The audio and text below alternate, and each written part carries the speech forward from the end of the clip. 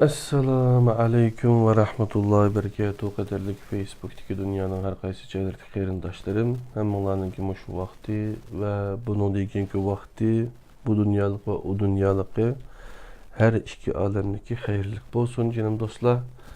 Bugungi biz tadbiriyay sindarislarda Sharq bilan G'arb oraliqida islom degan bunu Ali İzzet Begovich merhum Ali İzzet Begovichninki Sharq bilan G'arb oraliqida islom Uyg'ur tarjima markazi tarafidan tarjima qilinib sunilgan Adil Uyg'ur qarindishimiz tarjima qilgan bu kitobni o'rganishni davomlashtiramiz.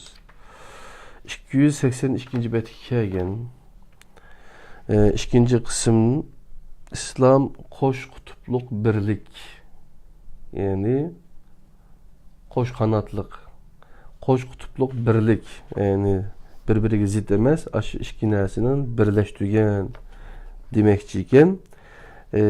Bunu o'tgangi darsimizda namoz bilan zakat, haj to'g'riliq mazmunlarda ifodalarini birlikda o'rganib o'tdik, qadrli qarindoshlar. Bugun tabiatga moyil din, islom va hayot degan qismini o'rganamiz, canım dostlarım.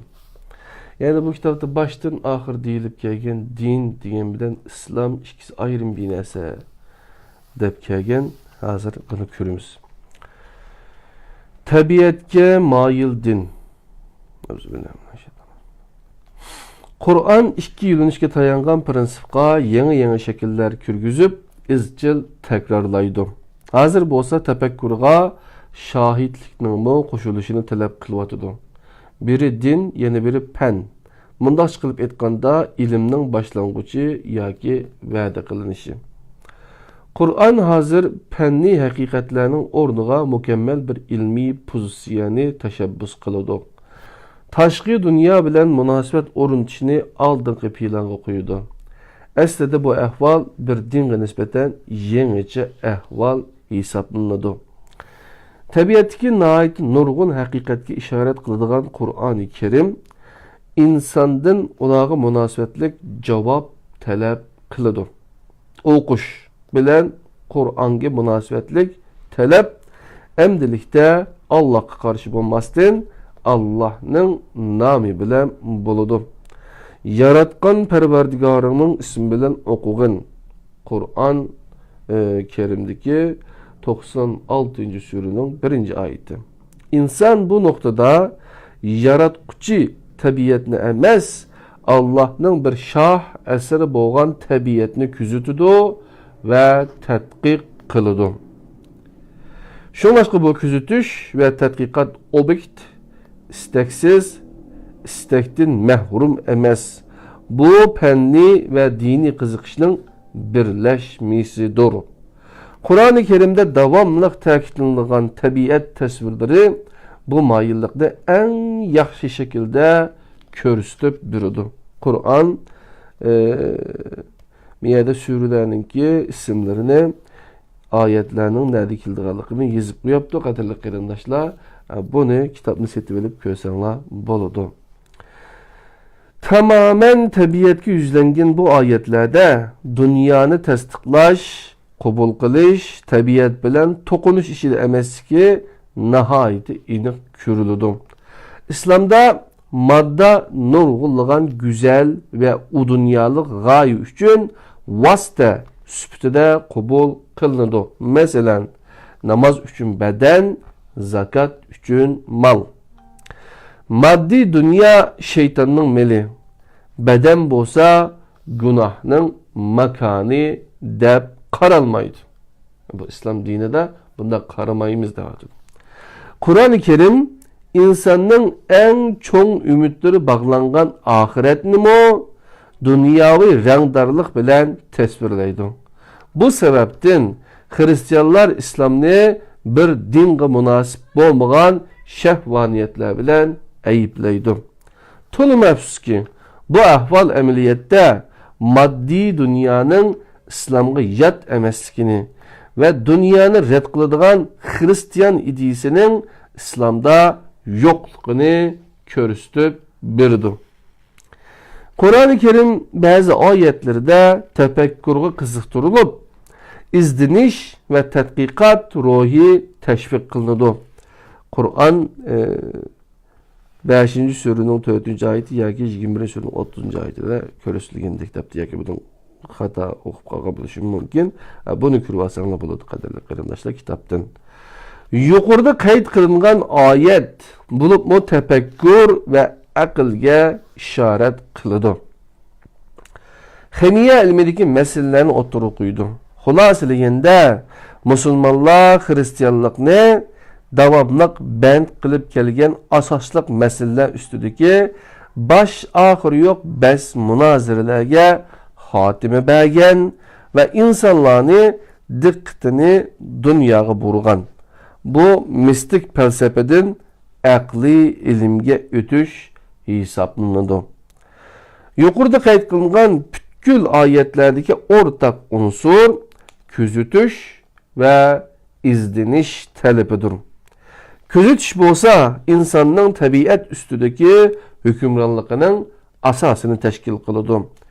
G'arbning kuchayib ketishi sabablari ustida izlanganimizda bu kuch tayangan omillarning armiya yoki iqtisod emasligini ko'rib olaymiz. Bular faqat tashqi ko'rinishdan iborat xolos.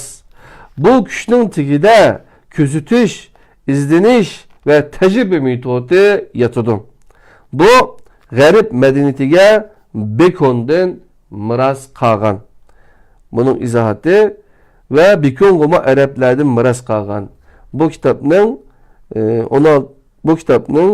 11-bobiga muhr qo'yib etilgan debdi.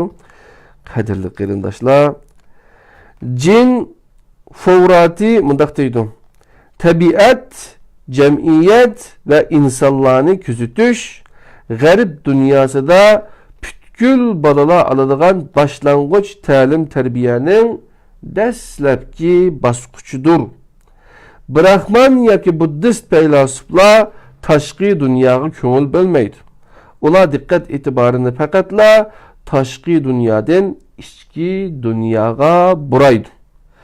Bir millatning Galilei, Pascal, Newton va Claude Bernardning tajribiy tafakkur prinsipini egilamay turib, taraqqiy qila oladiganligini o'ylash haqiqatan bema'nilikdir.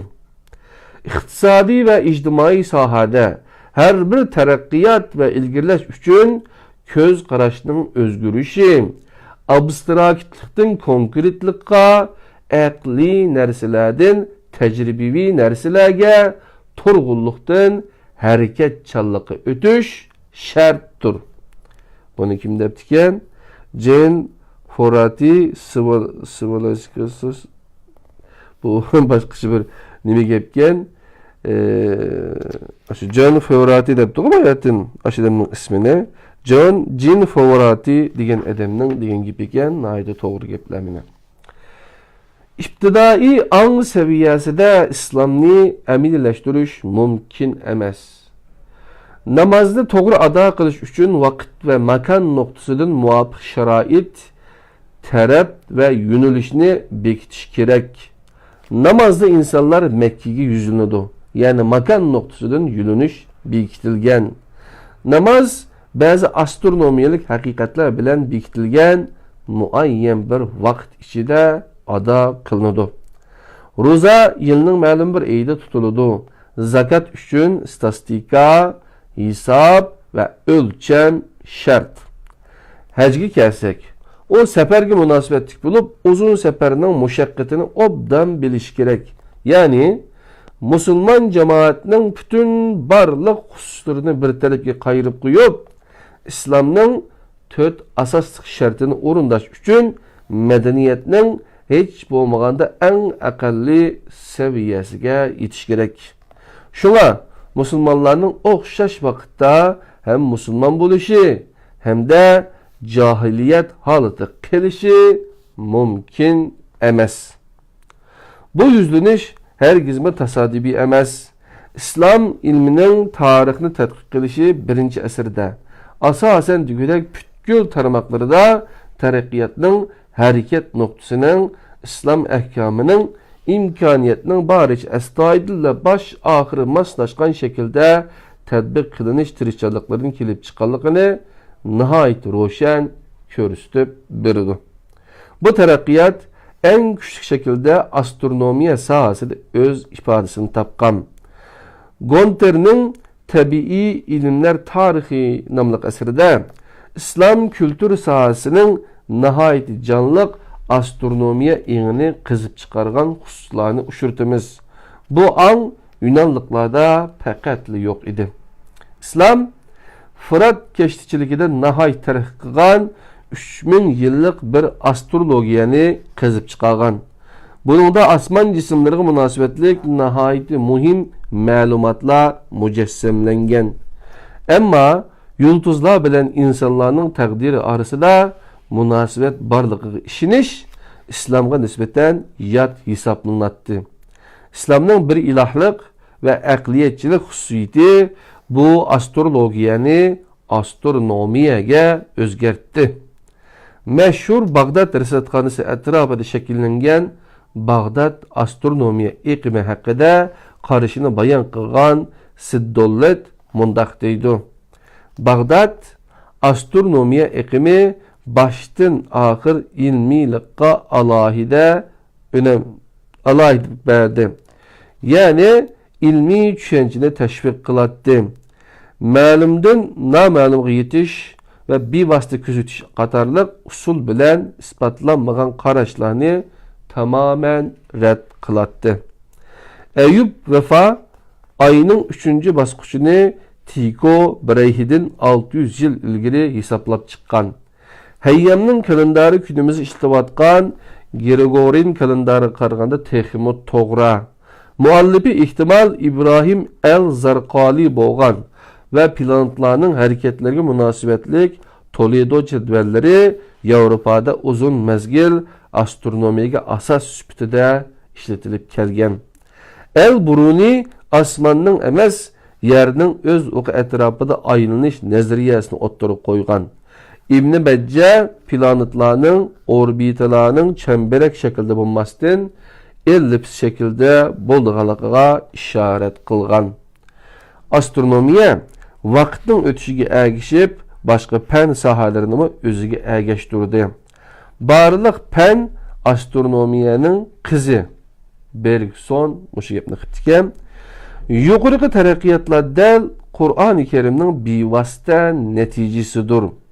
Tabiatga moyil din tarixning eng parlaq bosqichlaridan biri bo'lgan ilmiy taraqqiyotda yangi va buyuk bosqichga zamin hozirlab bergan. İslomiy bo'lgan din bilan fanning butunlashishi amaliy turmuşda camiler bilen mekteplerinin birlikte berpa kılınışıda öz ifadesini tapkan. Çoğun camilerin yine de mekteplerinin silinişini tuncu bulup buyruk kılgan Hazreti Ömer idi. Harun el-Reşid 786 yıldan 808 yılgacha bu buyrukni texmo ta'kidlagan bo'ldi. Cami bilen mektep nizamiye, yani harbiy mektep o'ttirib chiqqanda bir-biridan tamamen ayrılıp ketken. Mekteplerinin ders programları iki kutupluk birlik asasıga tayinatdi. Bu yüzleniş İslami kültür sahası itiraf kıladigan hadisede, yani Avrupa tillerinde del ifadeler berenmeydigan Fransızca bununla mexanikilik bir taraf bo'lgan Moscow Ecole deyilgen. Yani Muhammed Aleyhisselam öz başçılık kılıp saldırgan Mescid-i Nebevi cami buluşuyla birge mektep, yani suffa idi. İşkenliğe dair tarihi vesikalar mevcut. Bu koş fonksiyelik alaydilik cami mektep muassesesi de ifadesini tapkan. Bu muassese yaratkan perverdigarının ismi bilen okugin. Diyen Kur'an'ın tunca ayeti bilen talep kılıngan din bilen pennin bütünlüşünün usul cihetten hükümranlığını körüstüp bürüdü. Okşaş düşençe okşamagan seviyedeki mekteplerinin ders programlarına aks etken. meşhur Bağdat Nizamiye medresesini uzun mezgil İslami mektepler örnek kılıp kelgen. Yavrupalıklar Nizamiyeni dini tuluk ottur mektep dep qaraytdı. Halbuki bu mektepte günümüzde ilahiyet dep atıldıgan tefsir, hadis, ahlak ve dini prensiplerle birlikte kanun, felsefe, edebiyat, matematika, astronomiye, muzika ve medisinadan savat katarlık ilimlemo paralel halda okutulatdı. C. Reslerinin kitabı qarın. Nurgulluğan mekteplerge örnek boğan Nizamiye, İslam dünyasının bütkül çoğun şehirlerdeki umumlaşkan Ali Ma'arif muassesesi buluştek alahidilikке ige idi. Müslüman dünyasında mektepler Avrupa'nın ölçümüge asasen dünyavi ve dini dep ayrılmaydı. Hem kişinin bunu moşu yusunda düşünüşü, ya ki özlüküde moşu halde düşünülüşü, hükümran dünya karşı boğan, İslam sebep boğan. Bu düşünce günümüzde mübah. Eğer başka yerde bulup kalsa, yat unsurlarının neticesi de süpütüde otturgu çıkıdı. Hakiki ahval bolsa, her daim din bilen pennin birligi hakkındaki asaslık İslami qaraşqa mas kelidu. En kadimi İslami maarif muasseselerinden biri hesaplandıgan ve bularning en çoğu boğan Kahire'deki El-Azhar bazıda cami, bazıda üniversitet dep tariflandı. El-Azhar dastlabda umumi ta'lim terbiye muassesesi idi. El-Azhar'da faqat ilahiyatla o'qitilgan vaqt El-Azharning chekingen vaqtiga to'g'ri keladi. 1961 yılı elip berilgan islahat arqılık medisina ve injenerlik fakültetleri təsis qilinib, əslidəki birlik salayetiga erişidi. Pakistan'da bolsa cami imamları devlet tarafından xalqning savatini chiqirish seferberlik faaliyetiga başlamçılık qilishqa tayinlangan. Bu ameliyatda nihayet to'g'ri ish idi. To'limi afsuski bu ish tashkilsiz, çuvalcaq, gayesiz elib berilib, selbi təsirlərini yarattı. Bunun oxşaş ahval İran'da müşüraydı. İran'da her xil mekteplerden oxuş bütügen yaşlar, hərbilik vəzifəsini yazılağa düşüb, xalqның savatını çıxırış bilen orundaydı. Camiler mektep süpütüde işletilədi.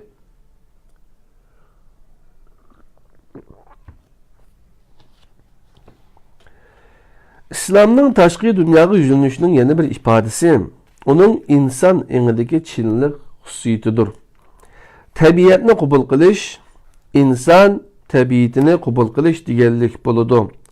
Dunyoning, badanning rad qilinishi o'zini har qanday dinga majburi tanıdı. Dunyoni qabul qilish deganlik din uchun o'ziga hukmron bo'lish va o'zidan xalqib o'tish deganlikdir. İslam Hristiyanlıkның dünya haqiqatini tunuşunu közləb, imkaniyetsiz bir işini reallıqqa aylandırdı. Bu haqiqatni tunuşunu közləb, bu Kur'an-ı Kerim'deki lezzet, cinsi söygü, küreş, salametlik, münasebetlik ayetlerde öz ifadesini tapudu. Bu hakikat dinler tarihi, hatta insan tefekkür tarihinde nait güçlük amını teşkil kılıp, iki dünya dininin insan hayatının bütkül tarafını öz içine algan bir sisteminin oturgu çıkışını teşebbüs kılıdı. Bunundan başka ilim namıga din namıga teximi güzel turmuş üçün köreş kılıştın vazgeçişki mecbur kılmaydıgan anını ve dünya karışını takitleydi. İslam insaniyet tarihinin mezmununu teşkil kılgan tunci tragediyani ve tragediyaga karşı köreşni qat'i nazardan saqit kılmaydı. Hatta bu tragediyanın ahmiyetini alaydı takitleydi. Umumen insanın büyüklüğünü, izzet abroyunu ve ezizliğini uluglaydıgan İslam konkret insan tilg'iling'ini da nihayet ameliyatçil ve anti qahramon, qahramonlikni ta'kidlamaydigan qarash bo'lib ketadi. İnsanning tabiatidan halqagan xususiyatlarni taraqqiy qildirishga kuchab ketmaydi. İnsanlarni aziz yoki farishta qilib etishni xohlamaydi. Uning ustiga bundaq bir istak xiyoldan iborat. İslam bizni inson qilishga kuch sarf qiladi. İslam taqvo kishilarni va darvishlarni e'tirof qilish bilan birga hayot, salomatlik, zihin, ijtimoiy harakat, xushallik va lazzatga bo'lgan moyillikni yo'q qilishga urinmaydi.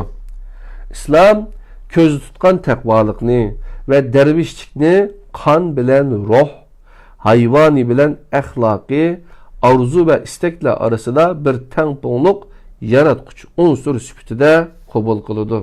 İslam tahorat, namoz, ro'za, jamoat, faoliyat, mujodala, kuzatish va tafakkur qatorliqlarning vositasi bilan tabiatning insonni shakllantirish yo'lini o'taydi.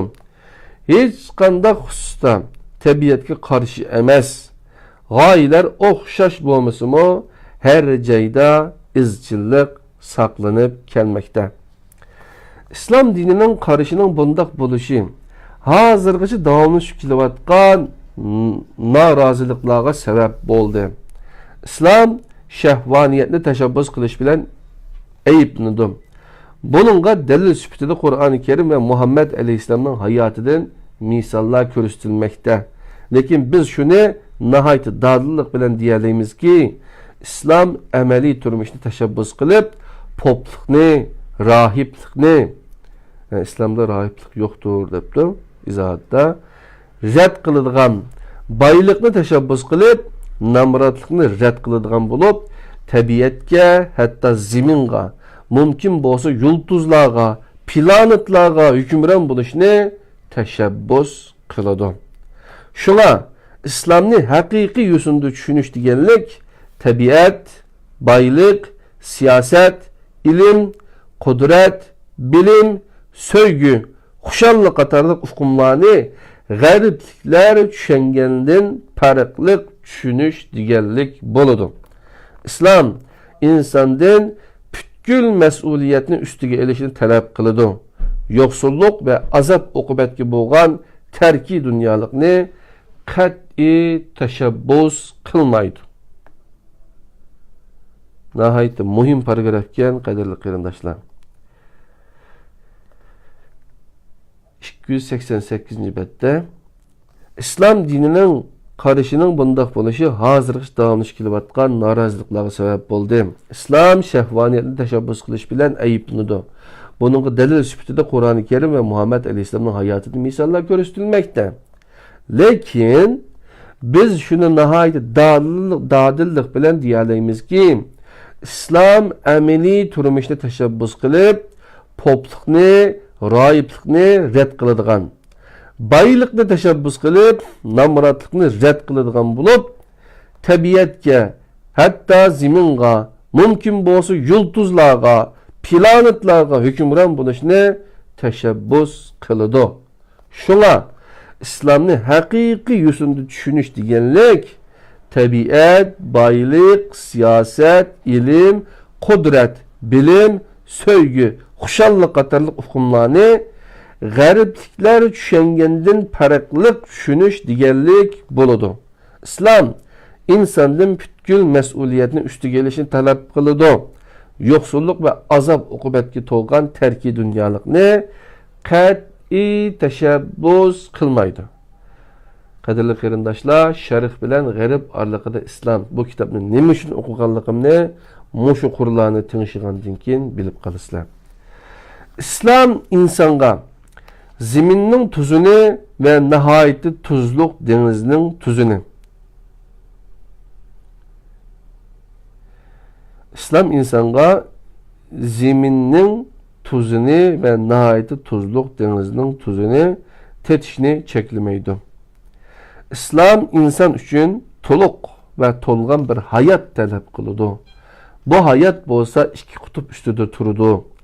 Birisi xushallikqa va qudratga bo'lgan moyillik, yana biri bo'lsa axloqiy jihatdan yuksalish.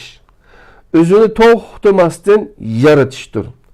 Bu mayilliklar logikada bir-biriga tamamen ziddir. Ama haqiqiy hayotda birlashib, bir-biriga nopuz bo'lishga urinadi yoki nopuz bo'ladi. Bu öz turmushimizda yoki ko'z oldida har kuni sansiz qatim namoyon bo'ladi. Ya'ni bunda ko'p imkoniyatlar faqat insonga berilgan bo'lib, zidlikqa to'lgan bu maxluq faqat mushuning bilanla ta'riflanadi. İncil tabiiy istaklarni rad qilib, ruhdanla so'z qiladi. Qur'oni Karim bo'lsa, ularni takrar o'ttirg'i chiqaradi. Chunki ular isil narsalar bo'lmasimi, lekin haqiqiy va amaliy narsalardir. Qur'on bularni ayiblamasdan to'g'ri muomala qilgan holda so'z qiladi. Farishtalarning insonga sajda qilishi Qur'oni Karim 2. surenin 34. ayeti. İnsanның pəriştinin üstünlükini körüstüdü. Xuddi bir şiirinin gumanğa bo'lgan muqaddasligi oldida drammaning texmi cho'nqur va haqiqiy bo'lishiga o'xshash. İnsanlar nozik xuyduq, go'zallik, yaxshilik uchun programmalangan maxluqlar emas. Ular moddiy, qo'pol, ziddiyat ishidan bo'ladi. İstaklari bilan imtihonlar orasida bo'ruqdan bo'lib yuriydi.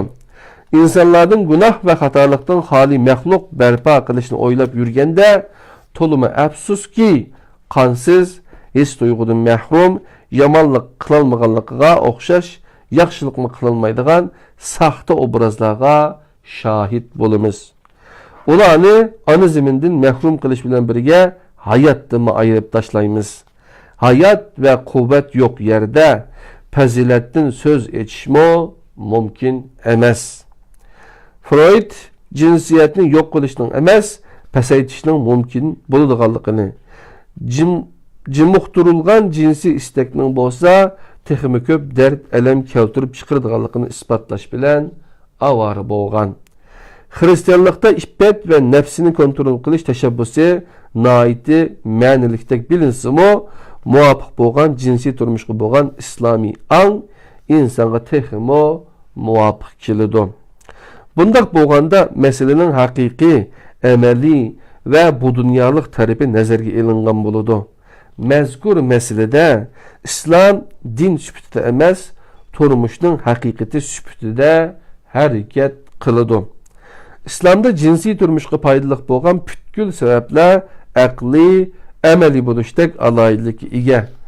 Nafsni tizginlashga o'xshash diniy va axloqiy alayidlikka ega emas. Biz üstüde mulohaza edip berayotgan mesele insanның özü bilen mundaq qilib aytganda insanның g'oyalarining onun tabiiy, ijtimoiy va fikriy tirishchanliklari bilan parallel bo'lishiga munosabatlik. Bu asosli munosabatdagi to'qinish nervilarining dastlabki va asosliq manbalari hisoblanadi. Buning yana bir manbasi bo'lsa, inson bilan etrafidagilar o'ttirusidagi to'qinishdir. Qadrli qarindoshlar, hozir biz Ali İzzet Begovichninki Sharq bilan G'arb oraliqida islom degan kitobdan birlikda nihoyat esil bir mazmunni, tabiatga moyil dinni birlikda o'rganyapmiz.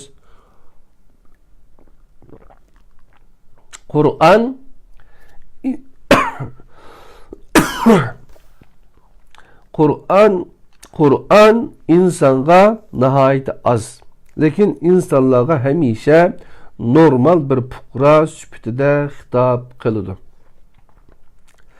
İnson jamiyat a'zosi bo'lish sifati bilan bu dunyoning farzandidir. Yolg'iz va shaxsiyat bo'lish sifati bilan osmonning aholisidir. İnson boshqa insonlar bilan o'rtaq ega bo'lgan narsaga asoslanganda andın ijtimoiy maxluq bo'la oladi. Ya'ni shaxsiy ega bo'lganlarga asosan emas. Agar bir tarafdan shaxs, yana bir tarafdan jamiyat o'xshamagan ve mustaqil holda ve muayyan g'oyalarga asosan shakllantirilgan taqdirda shaxs bilan muhit o'ttirasida to'qinish muqarrar maydonga keladi. İslam İncil'deki söygünün onuğa adaletini en üstün buyruk süpütü ta'kidlash orqali Kur'an'daki surelerini kürbasanı buldu. Numaraları birilipti. Bir yerde tırnak içinde. İslam İncil'deki söygünün onuğa adaletini en üstün buyruk süpütü takitleş arkalık Müslümanın insan ve pukra süpütüde təlim terbiyesinin oxşaş buluşunu talep kılıdı. Oxşaş vakitte hem şahsi hem de ictimai fazilettir. Aristotel bunu siyasi fazilet dep tarifleydi. Bu sebepten maddi ve ahlaki talepler tengpunluğunun kelgüsü ifadesi boğan Müslümanın başka her kandak mükemmel insanı seliştirganda muhitiga öz mevcutluğunun tekazzasıga teximi bekrek mas halde yaşını kütüş en emeli nohti nazar hesaplanıdı. Bu sebepten oxşaş vakitte hem şahsi hem de ictimai fazilettir. Bu sebepten maddi ve ahlaki talepler tengpunluğunun kelgüsü ifadesi bilen bolgan Müslümanın başka her kandak mükemmel insanı seliştirganda muhitiga öz mevcutluğunun tekazzasıga texim bekrek masalda yaşını kütüş en emeli nohti nazar hesaplanıdı. Hristiyan ve başka idealist talimatla nezriye bilen emeliyat arasındaki ziddiyet sebebinden ümitsizliği ve işençsizliği sebep boludu. Garip dünyasındaki nervi karakterli kisellikler bilen şekil bozuluş hadiseleri kısmen Hristiyanlıktaki insan tipi bilen Hristiyan gayelerden müstakil halde şekillengen cemiyetinin neticesi süpütüde oturgu çıkıdı. Bu çirkav ruhni terbiye kılıdığan, devlet bedenini kontrol kıldığan ehvaldır. Tanrıga tevbe boğanı Tanrıga, hükümdargı tevbe boğanı hükümdargı be degan prinsipga asasen garipliklarga şahsi hayotada Hristiyan resmi şahs yoki korxonachi sodigar bo'lganda Machiavellist bo'la oladiganligini o'rgatilgan. Bu to'qinishni anqirolmagan yoki buningga bardoshlik berolmagan kishi nervi kesili bo'lib qoladi. Musulmon dunyosini obdan biladiganlar shaxslar bilan muhit o'ttirisidagi favqulodda moslikning ularga ko'rsatgan ta'siri, shaxsning jamiyat bilan putilishi sun'iy tashqi siyosiy va qonuniy emas, balki ichki organik bir munosabatning borligida o'xshash fikrga ega. Bu haqiqat namratlik ve qalaqlikning aksicha yanıla mevcut. Muhammed Aleyhisselam'ın köpligen hadiside aşkulluq, radikallık tamamen red kılınıdı. İki nersiden nefretlenimen, biri dindar cahil kişiden, yani biri imansız alim kişiden. Bu hadisini Revai Emerson Turmuş Şekli namlı kitabı da alayda takitligen. Revai Emerson. Muhammed Aleyhisselam yani köpligen nersiden nefretlenetti. Mesela aciz Müslümanlar, imansız güçlükler, ruhi cihetten pakiz, bırak beden cihetten paskını boğallar. Güçsüz adalet ve adaletsiz hakimiyet, baylık ve bayaşatçılığa karşı emes idi. Bırak faziletlik baylıkını çokum talep kılattı. Güçsüz, himayesiz, heybetsiz faziletke onçuvala ehmiyet verip ketmeydi.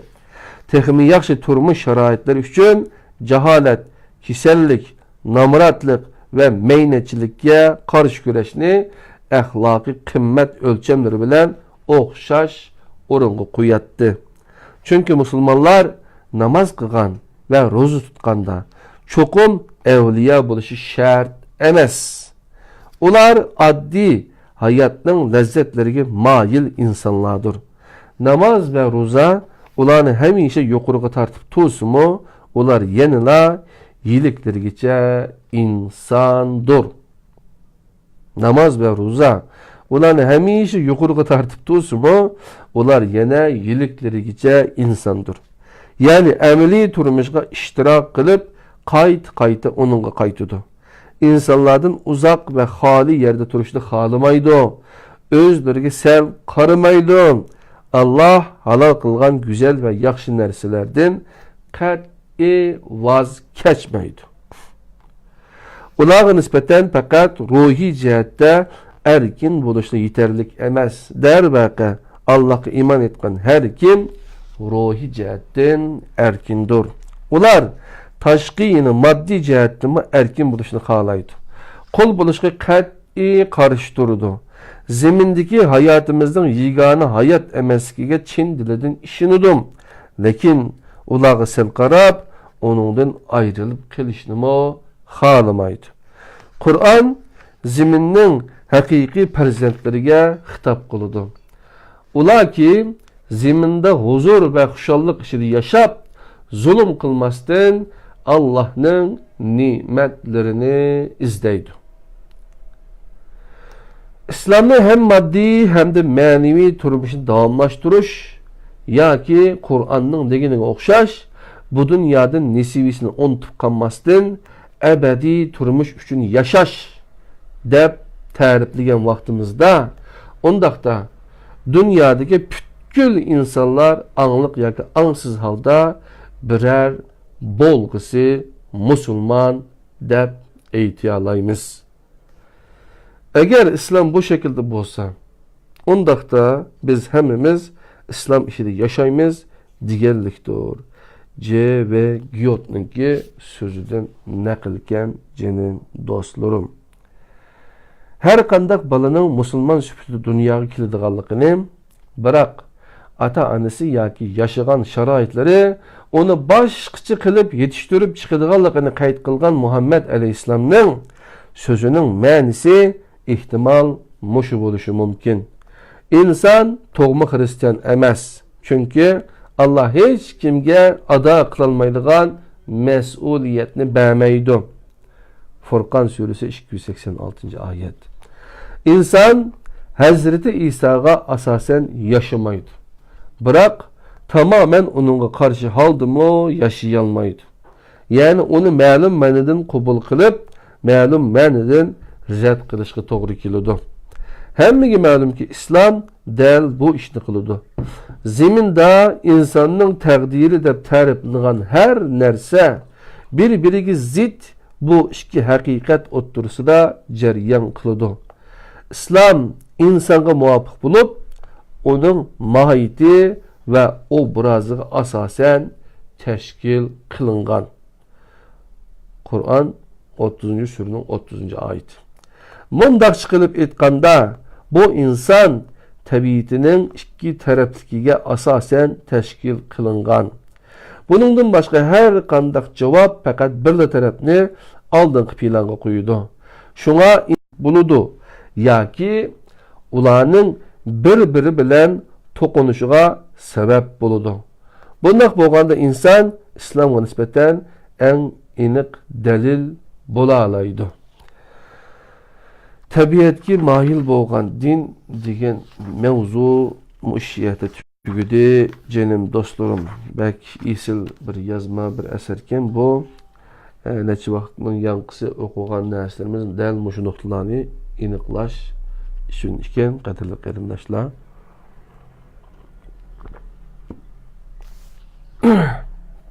$292 bet keldik.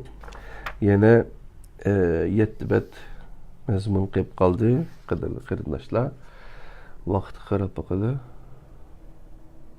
Agar vaqtimiz bo'lsa, vaqtimiz borkim, buni birlikda o'qib o'taylik. Islom va hayot.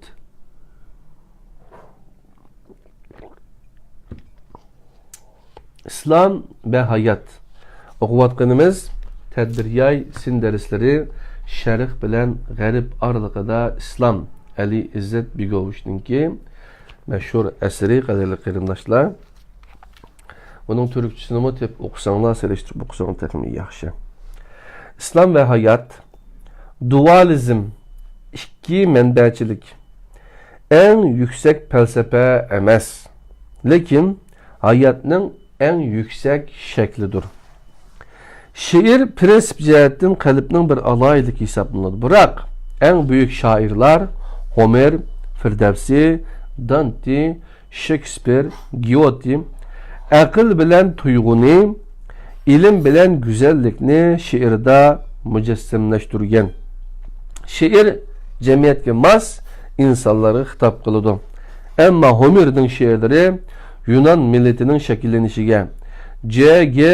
White'ning achchiq she'rlari Amerikada qulluq tuzumning amaldan qoldirilishiga tuhfa qo'shgan. Matematika aqlning aloyidliklaridir. Biroq yaxshi bir matematikchi ma'lum ma'nodan shoir bo'lishi kerak. Weierstrass. Butkul buyuk fizikchi ve astronomlar o'xshash vaqtda mistik kishilardan edi. Masalan, Kopernik, Newton, Kepler, Einstein, Oppenheimer qatorliq shaxslar. Jazo besin vositasi bo'lish bilan birga kuchli bir axloqiy omil bo'lalaydi. Jazo adolatli holda elib berilganda jinoyatga hamda boshqa insonlarga nisbatan tarbiyaviy ta'siri bo'ladi. Qo'rqish insonga nisbatan aqlning boshlang'ichidir. Xuddi Allohdan qo'rqishning Alloh sevgisining boshlang'ichi bo'lganiga o'xshash. Badan chiniqtirish jismoniy bir faoliyat bo'lsa-mu, nihoyat kuchli tarbiyaviy ahamiyati va roli bor.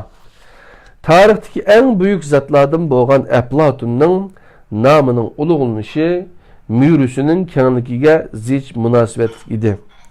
Kuchlik va keng mürülar orasida eng esil ruhlar yetishib chiqadi. Hayotning eng yuqori pallasini tashkil qilgan nuqtada badan bilan ruh, aql bilan ko'ngil, fan bilan din, fizik bilan Hind falsafasi birlashidi. Nuqul zihin yoki nuqul ilhom har vaqt ezish ve çekinişinin işareti bulup gelgen. Bunun asaslanganda sekülarizmlik, dinden halilik prinsip, mukaddes prinsipini qo'llashi mumkin. Beden pakizligi, ruh saflığı hizmet qilishi mumkin. Namaz bo'lsa ibodatning en yüksek şeklidir. Bu nuqtai nazar doirasida bir necha masala ustida analiz elib boraylik. Tabiiy bo'lgan tarbiyaning maqsadi nima? Rousseau bu sualga mundaq cevap berdi. Birleştiriş mümkün emas deb qaraldigan. Lekin butkul büyük insanlar qılalaydigan. Yani cismani bilen ma'naviy kuchni bir danishmandning aqli bilen bir ten hareketçinin kuchini bir yerga keltirishdan ibaret. C.C. Rousseau, Emil. Montaigne farzand tarbiyasi haqida mundaq deydi. Ruhni quvvatlash uchun muskulni quvvatlash kerak.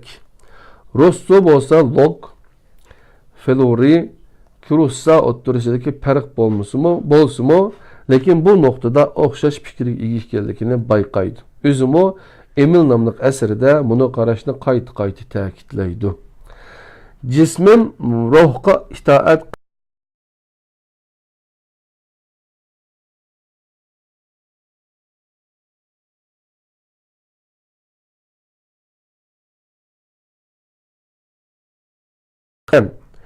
o'tishiga ergishib badanni ojizlatadi.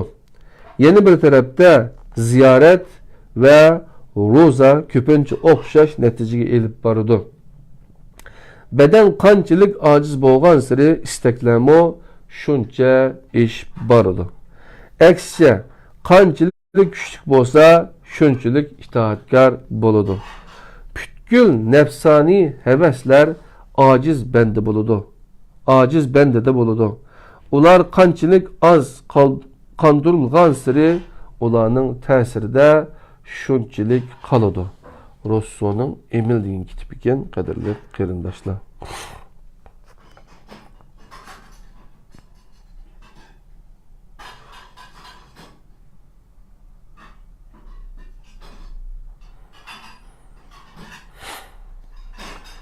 Quvvatning prinsipi axloq bilan hech qanday munosabati yo'q. Ammo amaliy hayotda kuchsiz adolat bo'lmaydi. Adolat haqqoniyat qarashi bilan kuchning birlashmasidir. Cherkov va din asrlar bo'yicha bardoshlik berib kelgan o kadar ko'p adolatsizlikka siyosiy harakatlar xotim berardimi? Baraberlik, erkinlik, qarindoshlik prinsiplari fikr jihatdan diniy mohiyatga ega. Mubada haqiqatan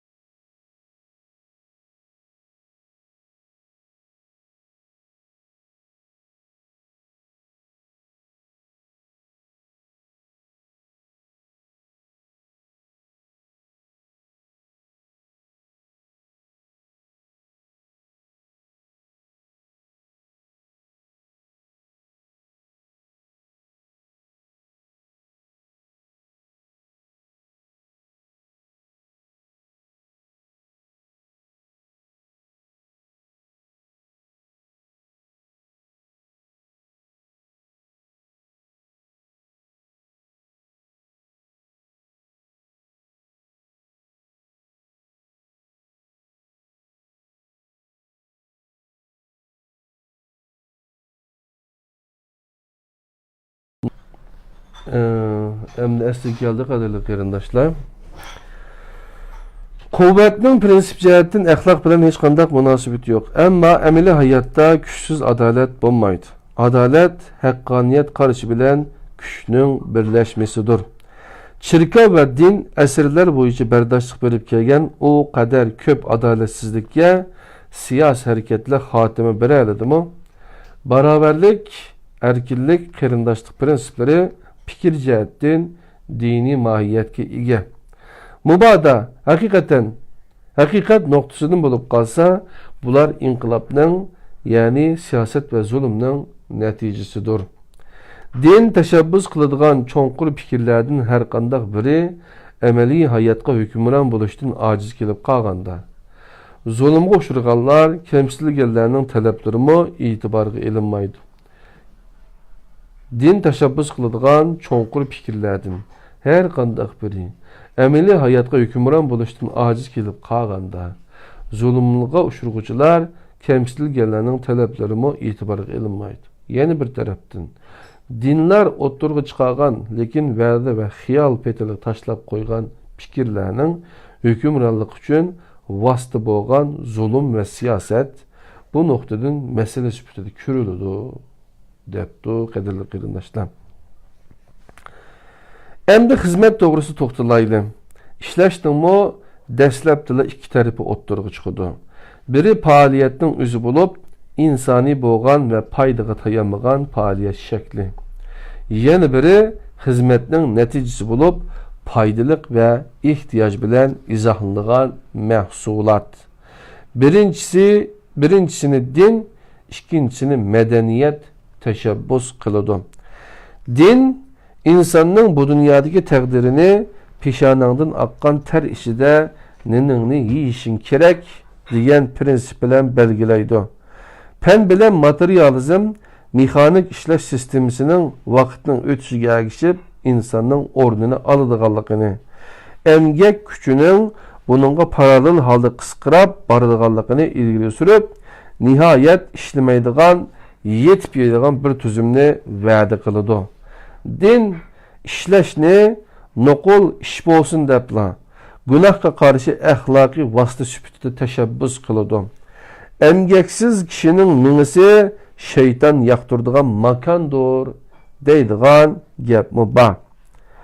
Buningdan boshqa moddiy hayotning asri va ham asri dinning g'oyasi emas. Madaniyat buning aksicha nuqul ishlashning natijasini yoki nuqul ishlab chiqarishni nazarga oladi. Tonilgan marksizmchi yozuvchi Henry Lefebvre bu masala haqida to'xtalganda, marksizmda ishlashning axloqiy nuqtadan emas, ishlab chiqarish omili sifatida tilga ilinganligini qayd qiladi. Jenevada o'tkazilgan bir yig'inda bergan leksiyadan ilinibdi. Yevropada ishlash e'tiqodiy protestantlikdan kelgan bo'lib, hamma o'ylagandek sotsializmdan kelgan emas. Din insondan natijasining qandoq bo'ladiganligi bilan kori bo'lmay ishlashini talab qiladi. Madaniyat bo'lsa, nuqul natijani tutqi qilib, imkoniyatning yar bir işçe başkalarını ilgirki devirlerde kullanı yeni devirde maşinalarını işletiş arkalık işleşinin üzünü chetga qoqidi. Mazkur analizimizda xizmat tahlil qilingan bo'lib, qismlarga ayrilgan.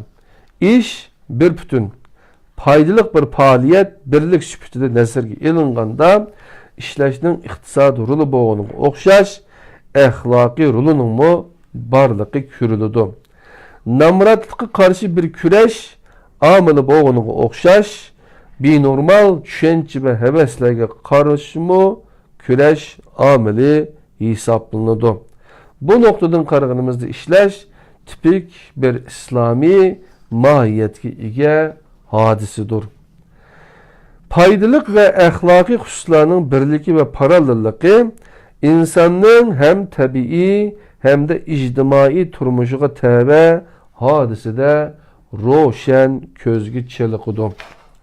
Hodisa deganda yaqin urug' tuqqanlar o'rtasida jinsiy munosabatning cheklanishi yoki oila mukammallashgan siri bu cheklimining tarixini ko'rsatadi. Bu noktada hem tibbi hem ahlaki cihetten kabul kılınan bir hakikat mevcut. Pen bilen ahlak bu hususta birdeklikka ega. Dünyanın her kandak yerinde ve her kandak devrede yakın urug' tuqqanlar o'rtasida jinsiy munosabat cheklanganlikdan bu dunyoviy hodisa hisoblanadi. Bu tabiiy islom deb ta'riflangan hususning misolidir. Hayatның özü del bu noktada İslami yolunu tapkandek buludu.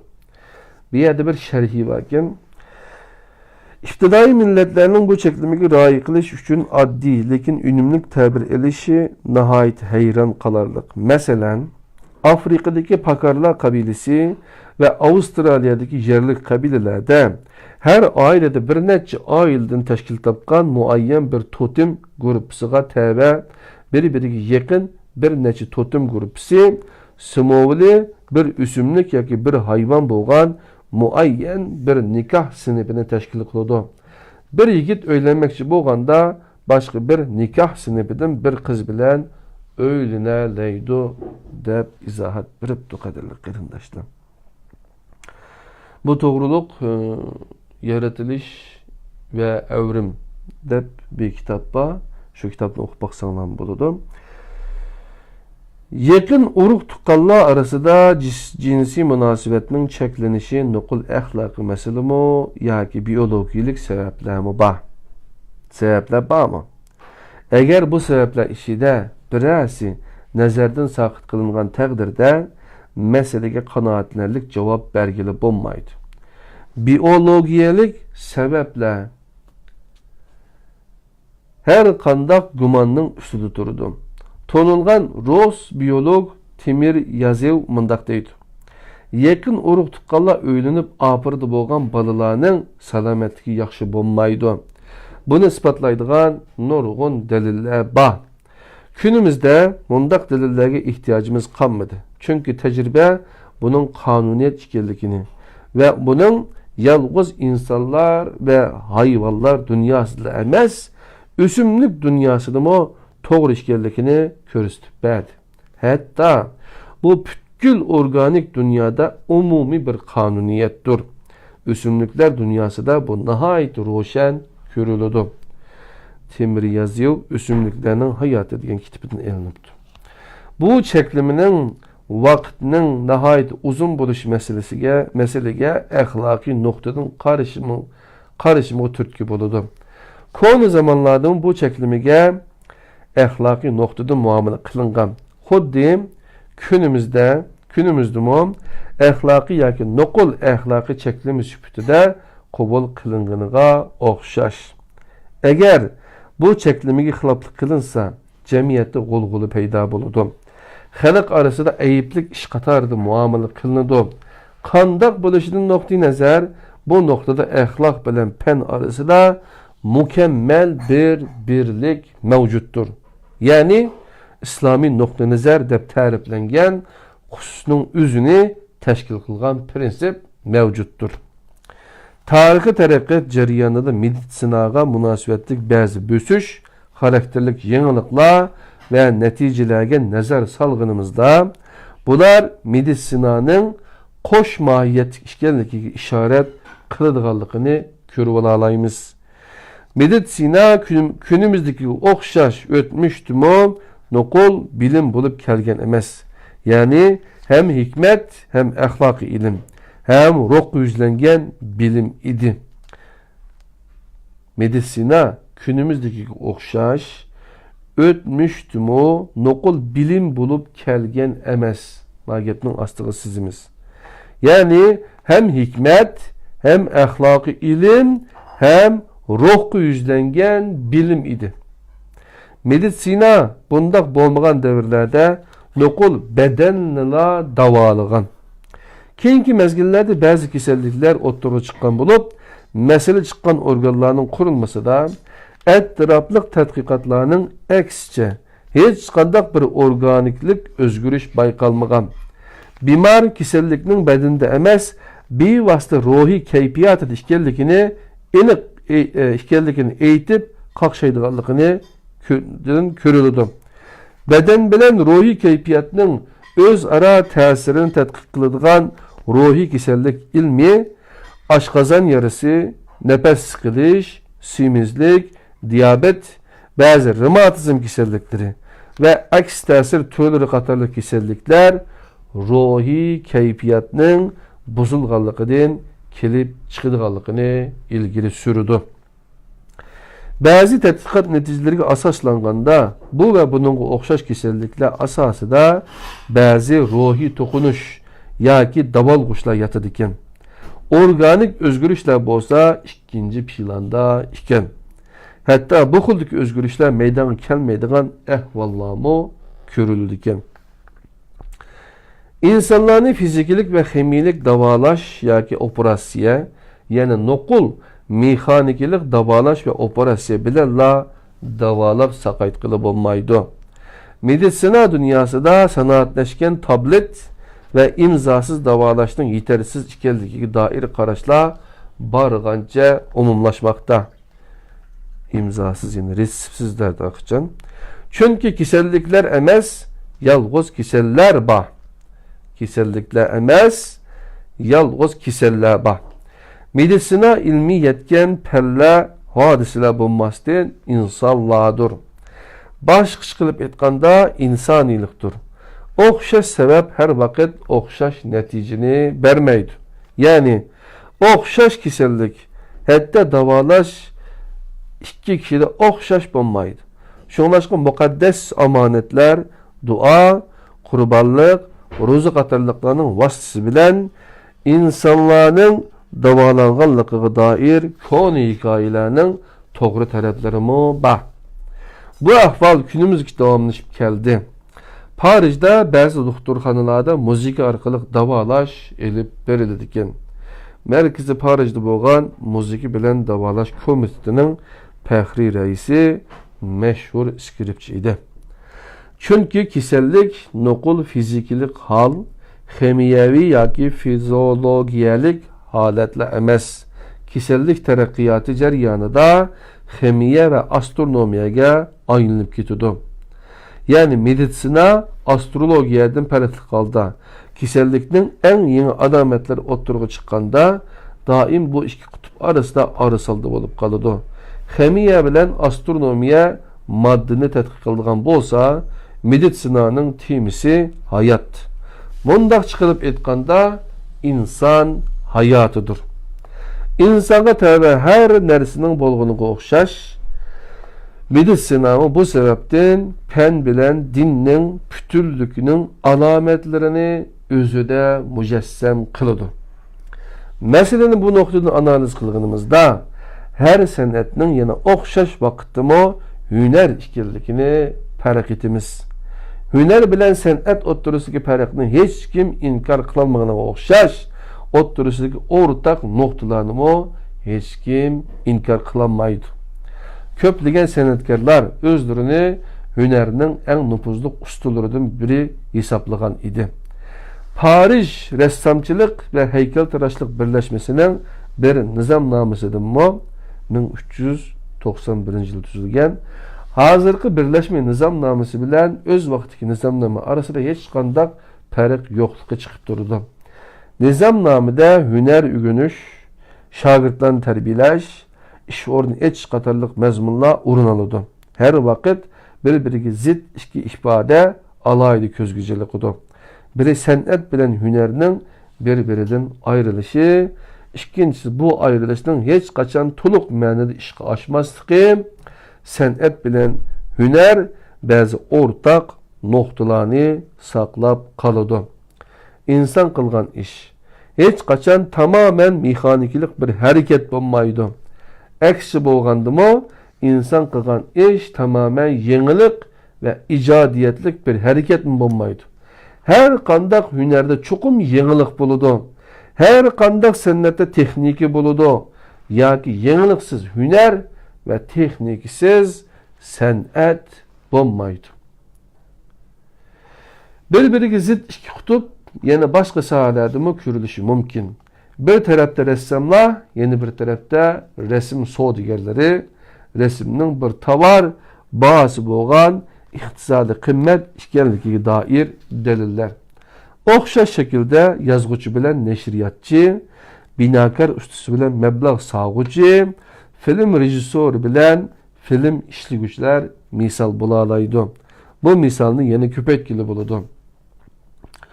Muzika tariximi texnika bilan tafakkur o'ttirisidagi o'zaro beqindilikni ochiq ko'rsatib turadi. Beethoven, Bach, Mozart qatorliq mashhur muzikantlar muzika texnikasi va orkestrning tashkillanishini bevosita o'zlari qilatdi. G'arb muzikasining eng buyuk namoyandalaridan bo'lgan Beethoven simfoniyalari uchun ilgiriki muzika texniklaridan foydalanganligi muqarrar. Ya'ni ilgirki muzika texniklari bo'lmay turib, Beethovenning simfoniyalarini tasavvur qilg'ili bo'lmaydi. Öz vaqtida saz soni oshirilib, orkestra doirasida guruhlar tashkil qilingan. Kunimizda 150 kishilik orkestrlarmi bor. Texnika va tashqi omilni tashkil qilgan orkestra bo'lmay turib, simfoniyani tasavvur qilish mumkin emas.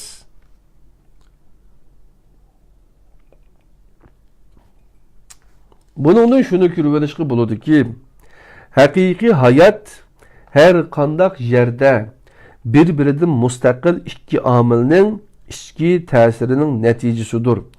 Bu biologiyada fizikalik ve ximiyalik asosdagi entelihik deb ta'riflangan prinsipning birligidir. Tarixda bo'lsa bu moddiy asos bilan insoniy angliq yaratquchi omilning kuchli tavsiyalar, hukmron fikrlar, g'oyalar birlikda harakat qilishi ta'riflanadi. Tarixiy hodisa her vaqt mustaqil ikki kuchning birleşmesinden ibaret. İnsanın tarixning yo'nalishiga ko'rsatgan ta'siri o'xshamaydi. Bu irade bilan ongning darajasiga bog'liqdir. Tarixiy hodisalarga ishtirok qilganlarning ma'naviy quvvati qanchalik kuchli bo'lsa, tashqi dunyoning qonuniyatlaridanmi shunchalik mustaqil bo'ladi. Bu nuqtada beqindilik kishining ong ve faoliyati bilan ta'tir tanasib bo'ladi. Prinsip noktasından insan tamamen erkin məxluq bulup, tashqi dünyanın hiç qandaq təsiri yok.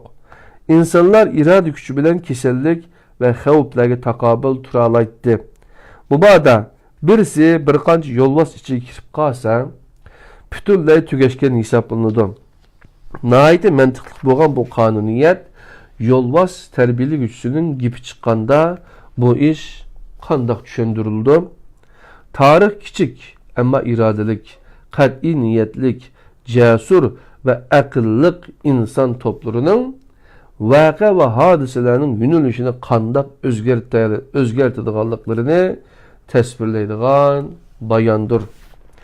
Subjektiv omilning subjektivchanligi qanchalik az ve ishga yaramas bo'lgan sari mundaq chiqilib aytganda harakat qilguvchining insonlik xususiyati qanchalik tuvan ve odatdagi narsalar qatoridan bo'lib qolsa, obyektiv şaroitlarning ta'sirimi shunchalik cho'ng bo'ladi. Agar o'zimizga xuju bo'ladigan taqdirda tabiatga, hatto tarixga hukmronlik qila olamiz. İslamning tarixiy nuqtai nazari asosan mushundoq. Bu tarixiy nuqtai nazar maiti islomiy yolg'iz vaqa hodisalarning jarayonini izohlash bilan qolmay, insonlarning tarixiy voqealarga bo'lgan bevosita ta'sirini belgilaydi. Biz bu ibora orqali insonlarning kuchini va ojizligini, vaqa hodisalarning tizginlashini va bu tizginlashning chegaralarini, inson qilishni orzu qiladigan va qilishga qodir bo'lgan xususlar bilan tarixiy hodisalarning unsuri bo'lish sifati bilan qilishga majbur bo'lgan ishlarni cho'qim ayirish kerakligini tavsiya qilamiz. Bu xildagi ideya, fikr va ko'z qarashlarning tarixiy reallik ichida yaratquchi kuchini va insonlarning iroda va energiyalar bilan bu tarixiy reallikni o'zgartirish imkoniyatini izohlaydi. Bu xildagi ideya yana bir jihatdan obyektiv omillarning rolini, amaliyatni asos qilishni izohlab beradi.